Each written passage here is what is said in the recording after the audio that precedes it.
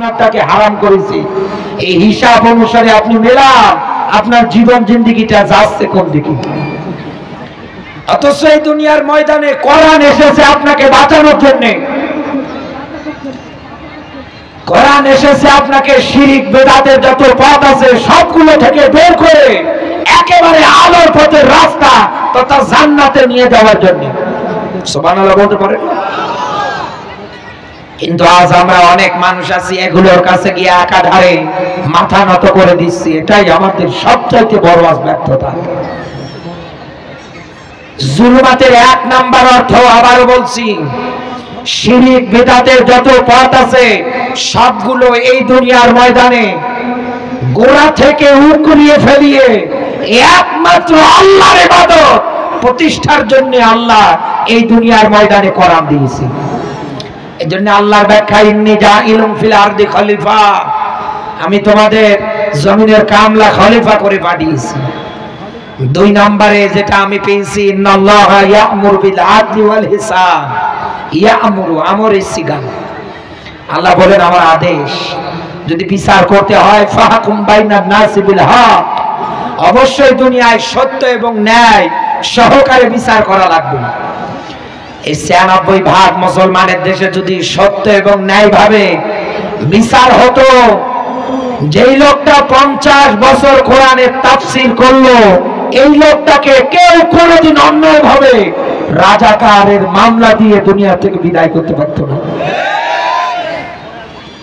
এদেশের হাজারো আলেমদেরকে বিনা কারণে জেলে নিয়েছে, রিমান্ডে নিয়েছে, হাজার রকমের নির্যাতনের স্টিমুলারগুলো চালিয়েছে।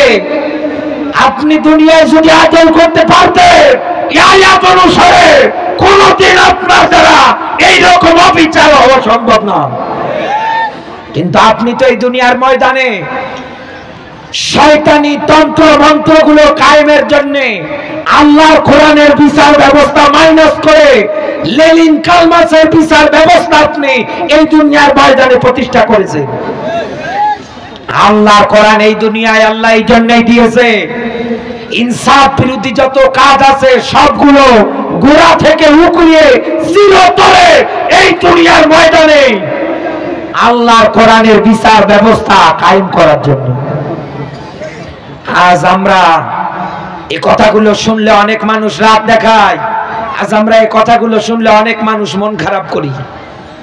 অথচ এই দুনিয়ায় আপনি যদি কাউকে কষ্ট দেন, কারো উপরে জুলুম করে, কারো হক যদি আপনি নষ্ট করেন, গাজীপুরবাসী খাতা কলমে লিখে রাখেন এতদিন রাজনীতি করতে গিয়ে যারা মানুষদের উপরে জুলুম করেছেন, নির্যাতন করেছেন, একাধারে কিচ্ছু জানে না ভালো মানুষগুলোকে যারা গুম করেছেন, বিনা কারণে দুনিয়া থেকে যারা হত্যা করেছেন, আমি আপনাকে নিয়ে একটা আয়াত বলছি কোরআনের। আল্লাহ পাক বলেন, ইন্নাল্লাযীনা ফাতানুল মুমিনিনা ওয়াল মুমিনাত। আরো জোরে বলেন। আমি কিন্তু অসুস্থ, তারপরেও এসেছি, শুধু দাওয়াতটা নিয়েছি তাই। আমি যেভাবে পারছি আপনাকে কথাগুলো শোনানোর চেষ্টা করছি, রাগ করছেন না তো? আমি অনেক অসুস্থ, গলা দিয়ে কথাই বের হচ্ছে না, তারপরেও আসছি, শুধু দাওয়াত নিয়েছি তাই। আল্লাহ পাক বলেন, ইন্না মানে নিশ্চয়, আল্লাহ অতঃপর যারা এই দুনিয়ার ময়দানে মুফাসসির ইকরাম যারা আছে আয়াতের ব্যাখ্যা দিয়েছেন, ফাতানু শব্দের শাব্দিক অর্থ বিপদে ফেলা, কষ্ট দেওয়া। এই বাংলাদেশে এতদিনে যারা মানুষদের উপরে জুলুম নির্যাতনের স্টিমুলারগুলো একাধারে চালিয়েছে, আর এটার দ্বারা এই দুনিয়ার ময়দানে মানুষদেরকে যারা কষ্ট দিয়েছে, বিপদে ফেলিয়েছে, আল্লাহ রাব্বুল আলামিন এই মানুষদের আবার প্রকার দিয়েছে। এক নম্বরে মুমিন, এই শব্দটা পুরুষবাচক। দ্বিতীয় নম্বরে আল্লাহর ব্যাখ্যা মুমিনাত, এই শব্দটা হচ্ছে স্ত্রীবাচক।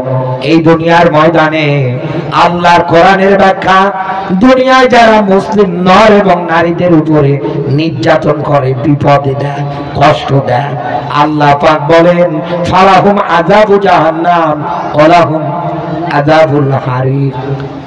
আমি আল্লাহ বলছি এদের ঠিকানা, এদের থাকার জায়গা হবে জাহান্নাম। এ কথা কার? আরো জোরে বলেন। আমার আল্লাহ যদি এই ব্যাখ্যা দেয় যে দুনিয়ায় যারা মানুষদের উপরে একাধারে নির্যাতন করবে, বিনা কারণে, কিচ্ছু জানে না, ভালো মানুষগুলোকে যারা এই দুনিয়ার থেকে অন্যায় ভাবে হত্যা করে বিদায় করে দিচ্ছেন, এই পর্যন্ত আমি আপনাকে বলছি আল্লাহ পাক জানিয়েছেন দুনিয়ায় যারা কষ্ট দিবে, বিপদে ফেলাবে, আমার আল্লাহ এদেরকে জাহান্নামেই দেবে। একেবারে কঠিনতম একটা যন্ত্রণাদায়ক আযাব যেখানে আল্লাহ দেবে, ওই জায়গায় লা ইয়ামুতু ফিহা ওয়া লা ইয়াহইয়া। আল্লাহর ব্যাখ্যা, জাহান্নামের আগুনে যারা যাবে ওরা মরবেও না, বাঁচবেও না, মরা বাঁচার মধ্যবর্তী স্থানে থাকবে। গাজীপুর বাসী এবার হিসাব মেলাম তো, মরণের পরে আল্লাহ যদি আপনাকে জাহান্নামে দেয় আর ওই জায়গার মধ্যে যদি আপনি অনন্তকাল ধরে জ্বলতে শুরু করেন, আপনি এই জাহান্নামের দ্বার প্রান্তে যাওয়ার আগেই ডাক দিয়ে বলবেন কন্ত তুরবা, আল্লাহ আজকে আমি যদি মাটি হয়ে যেতাম, আমি যদি মাটি হয়ে যেতাম। এত আযাব আমার আল্লাহ আপনার জন্য জাহান্নামের মধ্যে রেডি করেছে। শুধু এতটুকুন ব্যাখ্যা যদি হতো তাও তো মানা যায়। আল্লাহ পাক বলেন খালিদিনা ফিহা, আমি আল্লাহ এই জাহান্নামের মধ্যে তাদেরকে চিরকাল জ্বালাবো। তাদের অপরাধ কি? তারা দুনিয়ার ময়দানে মানুষদের উপরে একাধারে নির্যাতন চালিয়েছে। কারণ কোরআনের আয়াত ইন্নামাস সাবিলু আলাল্লাযিনা ইয়াযলিমুনান নাস, এই যে বিপদ, কষ্ট, নির্যাতন, এগুলো একটার পর একটা এই দুনিয়ার ময়দানে যারা চালায়, কিয়ামতের দিন আমার আল্লাহ নিজে এদের বিরুদ্ধে মামলা দেবে। আল্লাহ যদি কারো বিরুদ্ধে মামলা দেয় ও বাঁচবে?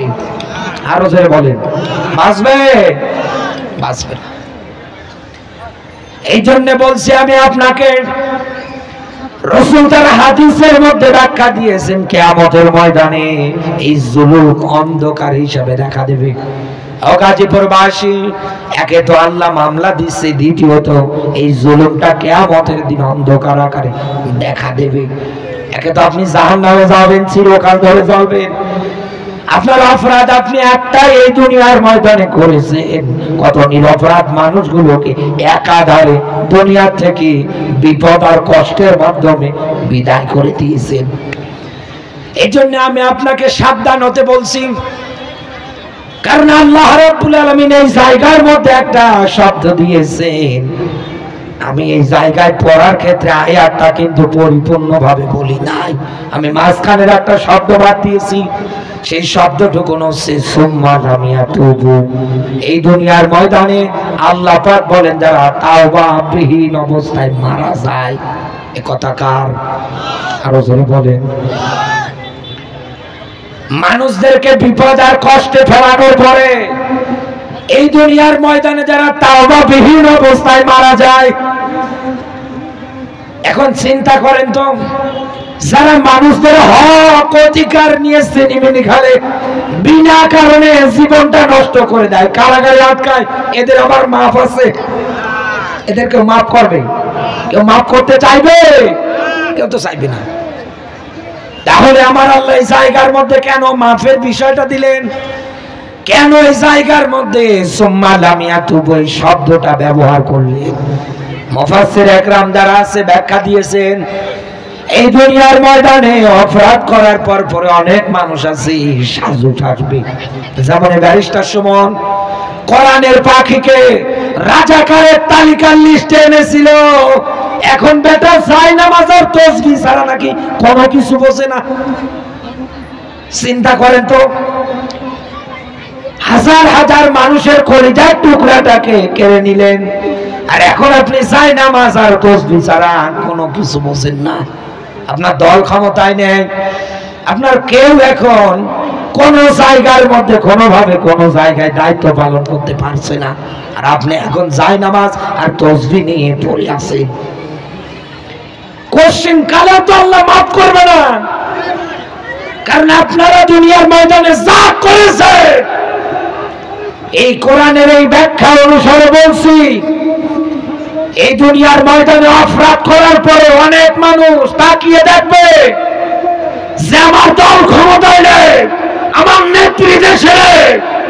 এখন আমি কি করব?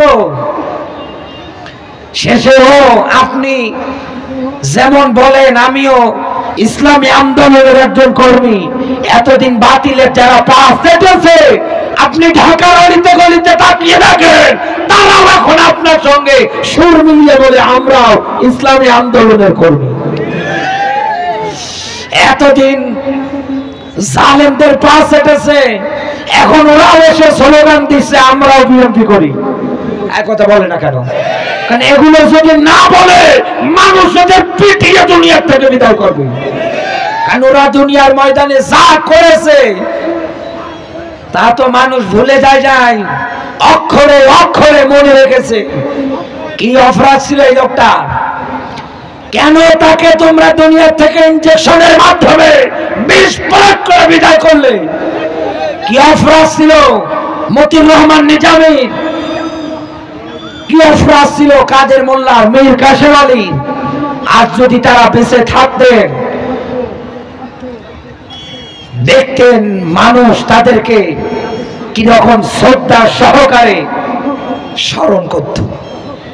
যে জায়গায় যেত লক্ষ লক্ষ লোক গিয়ে জমায়েত হতো।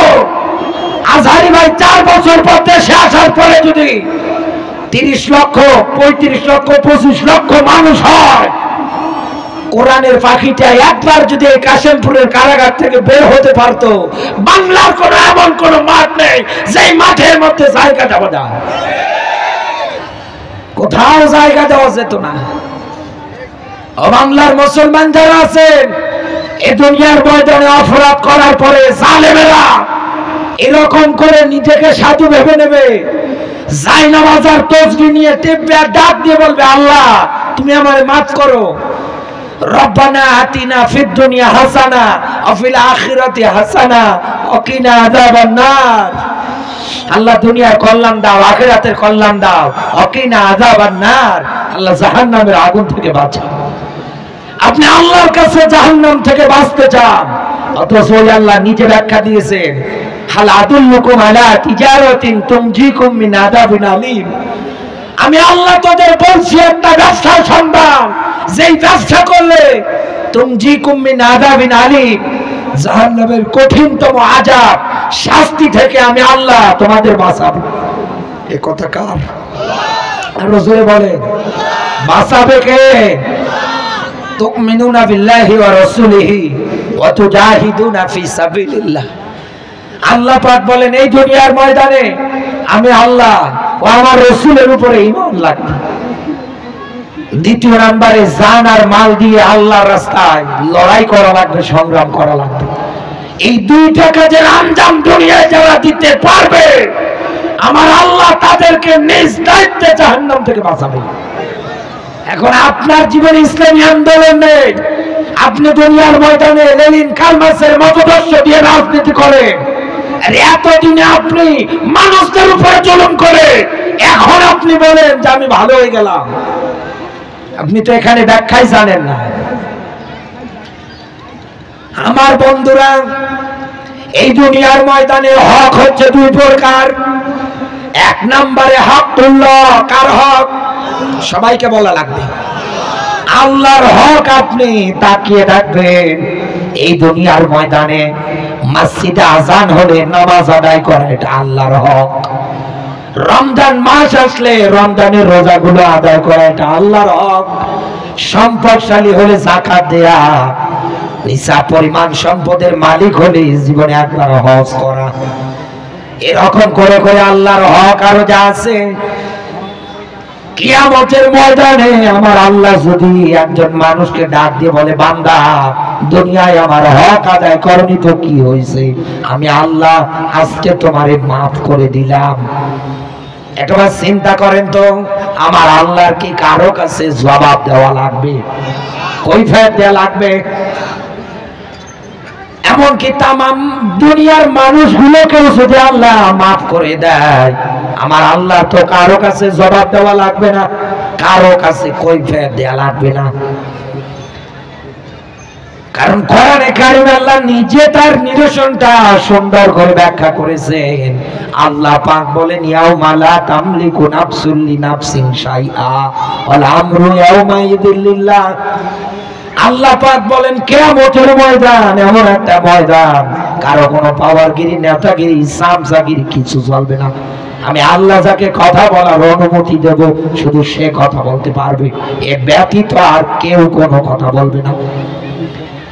এই হকগুল্লাহ, আল্লাহর হক যদি আল্লাহ কিয়ামতের ময়দানে ইচ্ছা করে মাফ করে দেয়, আমার আল্লাহ তো কারো কাছে কৈফায়ে জবাব দেওয়া লাগছে না, এটা আল্লাহর ব্যাপার। কিন্তু আর একটা হক তো আছে, হাক্কুল ইবাদ, বান্দার হক। আপনি রাজনীতিতে এসে এই 16-17 বছরে কারো জীবন থেকে 14 বছর বিনা কারণে কেড়ে নিয়েছেন। আপনি অন্যায় ভাবে কাউকে 3 বছর, কাউকে 10 বছর একাধারে আয়না ঘরে পর্যন্ত আটকিয়েছেন। এত নির্যাতন আপনি চালালেন। ওনার স্ত্রীর হক ছিল, মা বাবার হক ছিল, সন্তানের হক ছিল, সারা বাংলার মানুষদের হক ছিল, তামাম বিশ্বের মানুষদের হক ছিল। সবাই মনের মধ্যে তামান্না আশা নিয়েছিল কোরআনের পাখিটা আবার ময়দানে আসবে, কিন্তু আপনারা আসতে দিলেন না। তাকে দুনিয়া থেকে পর্যন্ত আপনারা বিদায় করে দিলেন। যার চাওয়া ছিল আর আপনার আল্লাহর রসুলের রওজাটা পর্যন্ত জিয়ারত করা, আর একটা বার কোরআনের ময়দানে আসা, এই যে বান্দার এই চাওয়াগুলো দুনিয়ার ময়দানে একটাও আপনারা আদায় করতে দিলেন না। রাজনৈতিক প্রতিহিংসার দিকটার দিকে আপনি তাকিয়ে বিনা কারণে অন্যায় ভাবে তাকে আপনি হত্যা করলেন। শুনে রাখেন বন্ধু, এখন যে আপনি হাত তুলে দোয়া করেন আল্লাহ তুমি আমারে মাফ করে দাও, আরে ভাই এটা তো আল্লাহর হক না, এটা তো বান্দার হক। বান্দা যতদিন না মাফ